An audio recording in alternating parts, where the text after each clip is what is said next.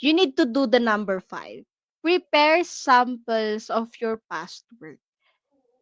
Eh, paano po 'pag wala naman akong past work as a virtual assistant? You can envision things.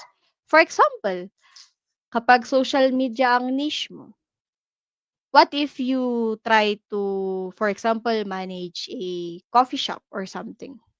Ano yung mga bagay na kakailanganin mong gawin?